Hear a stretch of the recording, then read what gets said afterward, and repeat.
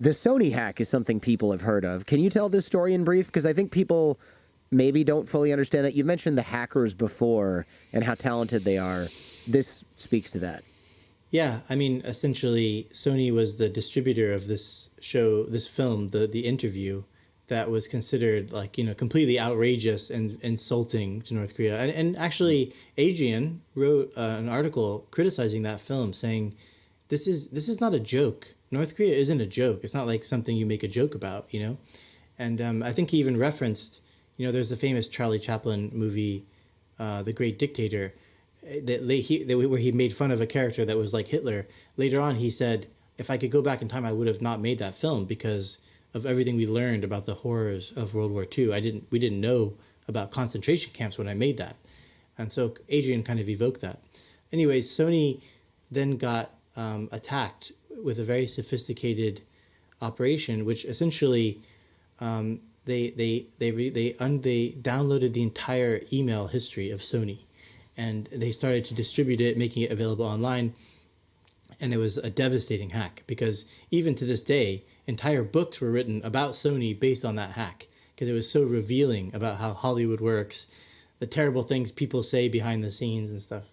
And it's actually so traumatizing, that hack, that most film and TV companies will stay the hell away from a North Korea project because they think, they obviously, the film and TV world are not known for their stiff spines anyway, but they certainly don't want to invite any kind of a cyber attack on themselves. And so the other one that's really amazing, though, is the way the North Koreans hacked the Bangladesh central bank. They basically managed to transfer all this money out of the Bangladesh central bank through this kind of also quite sophisticated hack. So they have these kind of grand hacks like that, and they also have the everyday mundane hacking too, ransomware, cyber, cryptocurrency, money laundering. They're good at all that stuff. This is just another example of how North Korea is really good at perception. They look ridiculous sometimes, but there's a purpose to this. They want to scare people to never talk about North Korea again. They could have done something else. They could have done something quiet. They could have assassinated Kim Jong-nam, make it look like a crime, but they did. They wanted it to be public, and to scare people.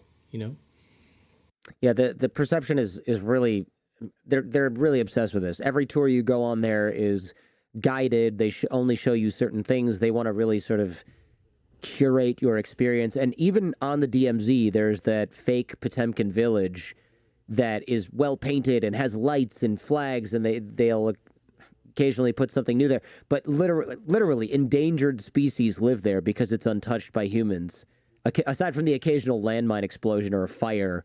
And one of the times when I was there, there was an actual fire in the DMZ, as some brush fire, and you could see mines blowing up because they were on fire. There was a fire in the area. It was just really kind of surreal and incredible because you can't go out there and put a fire out. That's for damn sure. There's landmines everywhere. And any side that goes over there is going to get shot at by the other side. So they just let it burn and, explode and whatever. I don't know if they replaced the mines or what. They probably, at this point, I'd be surprised if they even knew where everything was. No, so I spoke to a German woman who went to North Korea, and one of the things that shocked her the most was seeing there was suddenly this edict that came down that there's not enough grass in Pyongyang, like typical grass, and so all these citizens were down in every little patch of soil, planting it and trimming it with scissors.